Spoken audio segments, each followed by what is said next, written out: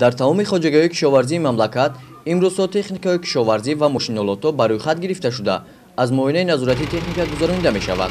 Раёсати кишоварзии шаҳри Ҳисор барои иҷрои ин дастур гурӯҳи корӣ таъсис дода дар ин самт тадбирҳои амалӣ меандешанд. То имрӯз тамоми хоҷагоҳии хурду калони шаҳри Ҳисор ҳамаи техникаҳо ва мошиналотҳои кишоварзиро пурра аз таъмир бароварда барои сафарбар намудан ба кишти баҳорӣ омода намуданд. барои бо ҷои кор таъмир кардани аҳолии ҳамин хоҷагӣ мо дар назар дорем ки 130 гектар киштӣ пахта гузаронем. 14 адад техника дорем.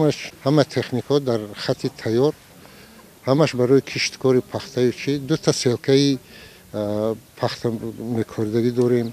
техникаҳо барои коридани ҷувори макка барои дон дорем. мо кӯшиш менамоем ки он нақшаҳое ки дар назди мо гузошта шудааст сарбаландона иҷро намуда бозори шаҳри Ҳисор ва ноҳияҳои тобии ҷумҳуриро бо маҳсулотҳои тару тоза таъмин кунем. хоҷагии 20-солагии истиқлолияти давлати Тоҷикистон дар шаҳри Ҳисор дар ихтиёри худ 300 гектар замин дорад.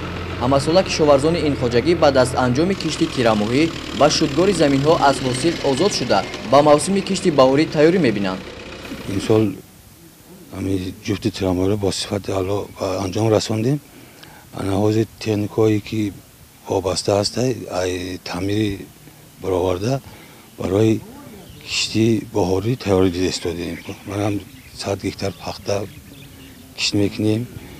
макка силос 12 гектар кӯшиш мекунем ки ҳамин бозорҳоро бо маҳсулотҳои хоҷаи қишлоқ таъмин кунем. кишоварзони ҳамаи хоҷагоҳии хурду бузурги шаҳри Ҳисор нақша доранд баъд аз ба итмом расидани муоинаи техникӣ аввалан аз кишти пахта оғоз намоянд. гузориши Соҳибнур Абдурасулов, Хуршед Ҳалимов аз шаҳри Ҳисор барои барномаи иттилоъоти Навид.